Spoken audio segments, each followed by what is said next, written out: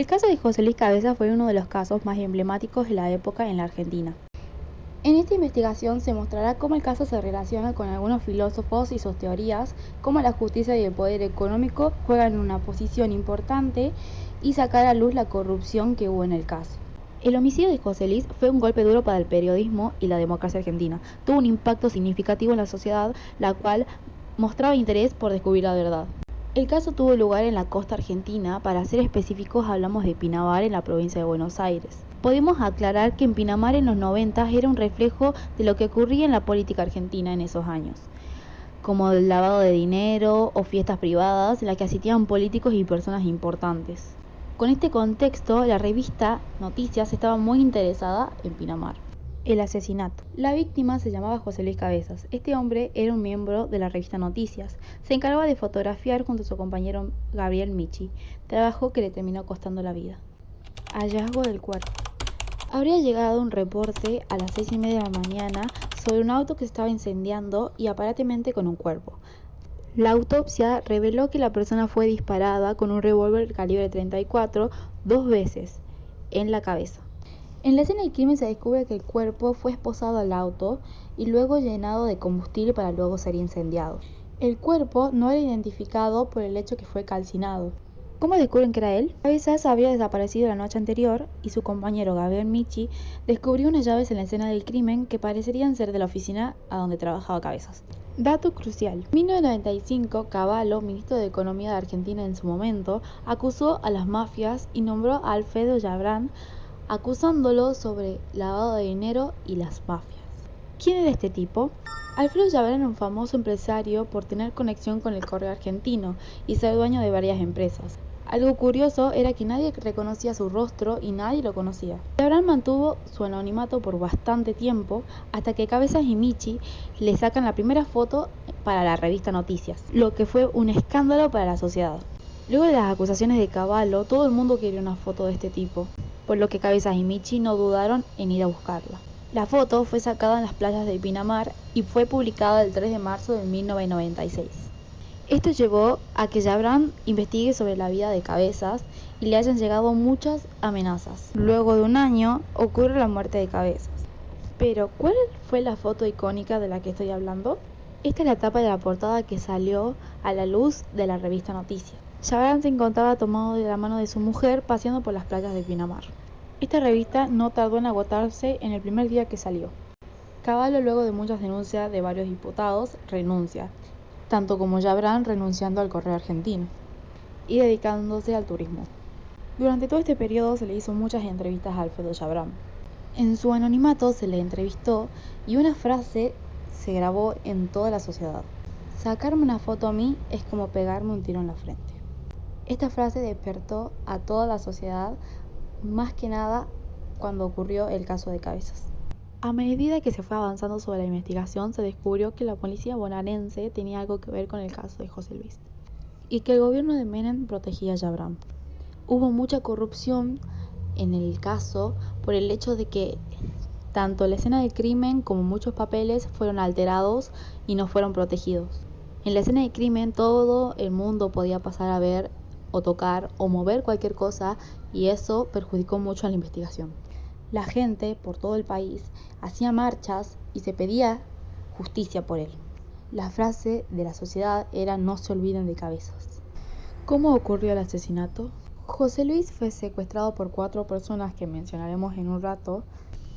Lo meten en su auto Ford Fiesta blanco en el cual se encontraba, amenazándolo con el revólver del calibre 34.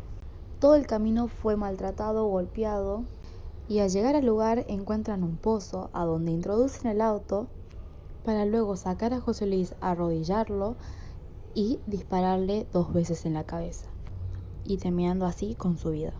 Luego de esto no dudaron y metieron el cuerpo de José Luis en el auto, esposándolo al mismo, llenándolo de combustible y incendiando. Y así es como fue que se encontró el cuerpo de José Luis, disparado, maltratado, esposado y calcinado. Jabran fue investigado por sus conexiones con la policía bonaerense, lo cual fue el foco para poder acusarlo, sin descartar a un acusante clave que fue la mujer de Preceso, uno de los policías bonaerenses que estaría involucrado con el caso. La mujer de Preciso habría declarado que él mismo le habría confesado que Gibran habría sido el actor intelectual del asesinato. O sea, nos referimos que Gibran habría mandado a matar a Cabezas. ¿Cómo está involucrado Preciso en este caso? Preciso habría sido acusado por los Horneros, una banda de delincuentes que trabajaba para la policía bonaerense y los políticos corruptos. Ellos habrían declarado ser parte del asesinato de Cabezas, más un policía bonaerense, Gustavo Preciso. Gibran, al ser acusado y a ser aceptada su allanamiento, desaparece. Todo el mundo lo buscaba y nadie lo estaba encontrando. Nadie pensaba que estaría escondiéndose en una de sus propiedades y nuevamente, al ser descubierto, un periodista dando la primicia sobre lo que estaba pasando en el allanamiento de la mansión de Gibran, se escucha un fuerte disparo. Gibran se habría escondido en su oficina y pegado un tiro en la boca con una escopeta, y así concretando su muerte. Muchas cosas en este caso quedaron al aire. No hay que descartar que hubo mucha corrupción con el tema de protección de datos personales o la escena del crimen. A la hora del juicio de José Luis Cabezas, se condenó a todos los policías bonaerenses que estaban involucrados y a los horneros. Todos se dieron una cadena perpetua, pero al poco tiempo pudieron salir con las nuevas leyes que estuvieron dando en la Argentina, como prisión domiciliaria como para varios de los policías bonaerenses y los horneros, que nuevamente unos pocos años después volvieron a ser encerrados por venta de drogas, asesinatos, entre otras cosas. Todos los culpables de este caso fueron encerrados, menos uno, el actor intelectual y principal de este caso. Alfredo Gibran ya no se encontraba entre nosotros, lo que dejaba a la justicia a la deriva y al pueblo argentino con una espinita en el pecho. El caso de Cabezas tiene conexión con varios filósofos. Algunos de ellos son Jean-Paul Sartre, el cual su idea fue la de responsabilidad moral. En sí, enfatizar la importancia de asumir responsabilidad por nuestras acciones. En este caso, la sociedad argentina y el Estado fueron cuestionados por su falta de acción ante la violencia y la impunidad. También podemos encontrar conexión con filósofas como Hannah Arendt, el cual su concepto se basaba en banalidad del mal, el cual describe cómo la violencia y el mal pueden ser perpetuados por personas comunes, no solo por fanáticos. El caso de Cabezas muestra cómo la violencia puede ser trivializada y normalizada.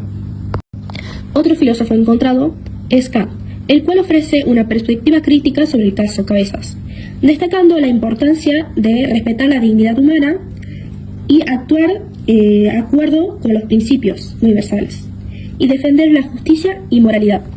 También podemos encontrar los imperativos categóricos, los cuales formula cómo actuar solo según aquella máxima que podríamos querer que convirtamos en una ley universal. En este caso, la acción de políticas no se ajusta a este imperativo. Jorge Luis Borges, aunque no es un filósofo clásico, Borges, como escritor y pensador argentino, reflexionó sobre la violencia y la identidad en su obra. Su encuentro, El Sur, explora la tensión entre la civilización y la barbarie de Levante para el contexto del caso de Cabezas. Michael Foucault tiene su concepto del poder. Analiza cómo el poder se ejerce sobre la vida y la muerte de los individuos. En el caso de Cabezas, su asesinato refleja la violencia del Estado y la sociedad hacia aquellos que cuestionan el poder. Herbert Marcuse tiene su teoría de tolerancia representativa. Analiza cómo la sociedad puede tolerar la violencia y la represión mientras mantiene una fachada de democracia. En Argentina, la impunidad y la corrupción permitieron que el asesinato de Cabezas quedara sin justicia.